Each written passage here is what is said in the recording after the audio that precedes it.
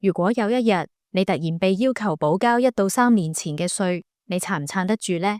最近中共大規模查稅，由明星、網紅一路查到電商、外賣、網約車，甚至連海外收入都唔放過。呢個到底係喺度反逃稅，定係財政真係撐唔到落去呢？今日我哋就嚟傾下呢一場影響無數普通人嘅查稅風暴。你而家收睇嘅係新視角聽新聞，我係文月。中共國家稅務總局政策法規司司長戴思友12月8號喺例行新聞發佈會上面話，2025年前11個月，稅務部門共查處3904戶高風險加油站，查補稅款41億6300萬元，查處1818名包括明星、網紅在內嘅商高人員，查補稅款15億2300萬元人民幣。據第一財經報道，所謂商高係指高收入、高淨值人群，包括明星、網紅等，年收入超過100萬元或可投資資產超過1000萬元嘅人群，都被視為高收入、高淨值人群。商高人員一直係稅務監管重點嘅對象。近年嚟，中共稅務部門更加係明顯加強嚴管商高人員入面嘅明星、網絡主播。日前被多個社媒平台禁言嘅中國車評人陳震，就係因為偷稅追繳並罰，共計247萬多元。除咗明星網紅之外，2025年以嚟，一啲喺海外工作嘅中國籍員工，亦都被要求就其海外收入向中共官方報稅。唔單止係咁，中國多地稅務部門亦都密集向電商、外賣商家、網約車司機同埋短片主播等業者發送自查通知，要求補交稅款。喺經濟低迷嘅情況下，呢一啲動作令到大量小微企業主同個體經營者陷入生存困境。有業主甚至表示，補唔起稅，寧可跑路。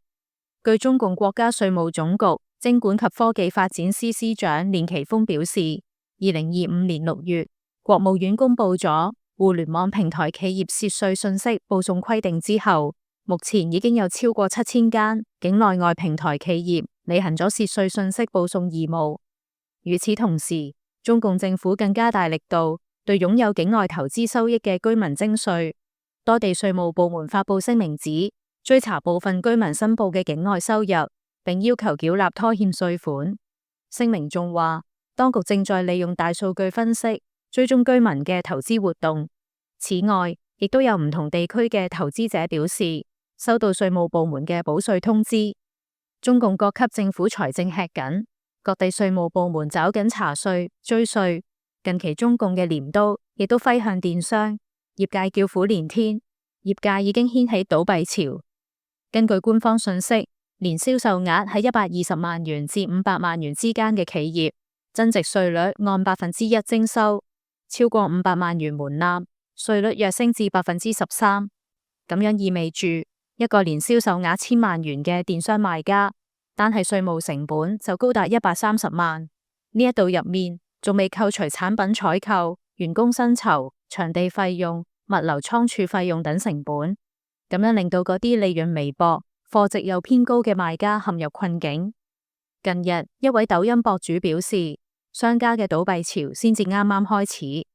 電商稅落地之後，已經有大量嘅商家面臨倒閉，仲有非常多嘅商家都想連夜跑路，因為過去根本冇考慮過稅務成本，而家突然之間面對補稅嘅壓力，完全吃不消，甚至好多人一補稅就直接負債。中共官方喺6月23號發佈新規定，要求互聯網平台企業，例如微信、支付寶等，向稅務部門報送平台入面經營者同從業人員嘅涉稅信息。呢一項規定覆蓋電商、外賣、在線點餐、在線繳費、生活服務等各類平台服務，包括微信小程序等。由2025年10月1號起，平台需要按季度開始實際報送數據。亞馬遜等平台喺10月中旬正式通知賣家啟動數據上報等，而阿里巴巴旗下嘅速賣通、拼多多嘅跨境電商平台 Temu 以及希音集團 Shein Group 在內嘅業者都已經交出資料。11月以嚟，唔少賣家開始收到稅務提醒或者數據不符通知。陸媒報道，目前江西、江蘇、河南以及廣東嘅中山同佛山等地已經出現稅務倒查1至3年嘅情況。江蘇徐州化名楊楠嘅電商老闆自己有間家私工廠，佢表示：我因為10月27號申報俾平台同推送俾稅務局嘅金額唔一致，稅務局通過大數據查咗出嚟，結果被要求補稅。我係小規模，補交咗28萬幾蚊嘅稅，仲交咗幾百蚊嘅滯納金，至今都唔知係咩原因。楊楠係經營小家私嘅，喺京東同拼多多平台做生意。佢認為交稅之後，電商首先就係必須漲價。楊楠表示，之前係按開發票嘅金額交稅，譬如開發票超過30萬就要交稅，而家電商稅係按照營業額嚟到交，感覺有啲唔合理。佢話而家大環境都唔好，全國都一樣，咁樣一交稅，電商都冇得搞啦。我做咗8年嘅老店，唔做都覺得可惜，而家就係咁樣撐住，見步行步。我哋係有工廠嘅，亦都唔可能話唔做就唔做。證券時報網報道，呢一次電商繳稅，中小賣家最受影響。部分中小賣家嘅財務體系本身就不足，游走喺稅收監管嘅灰色地帶。河北一位業內人士向大紀元表示，而家交稅就係國家冇錢啦，唔係稅務局嘅原因。知道嘅都明白，我唔敢講。中共各級政府債台高築，財政困難消息頻頻流出。官方數據顯示，2025年前3季度，中國跨境電商進出口大約20600億元，呢一個自然就成為咗中共官方收稅嘅動力。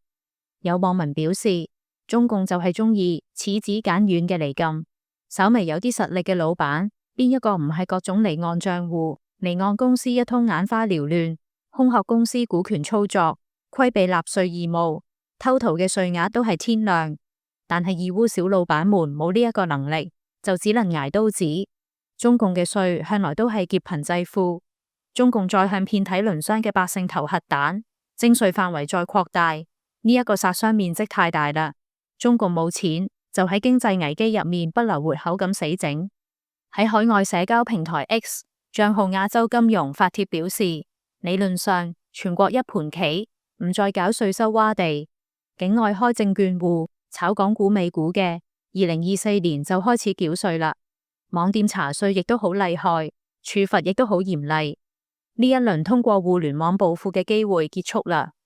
你覺得咁樣嘅制度撐唔撐得到落去呢？歡迎留言話俾我哋聽，我哋都好想聽下你嘅睇法。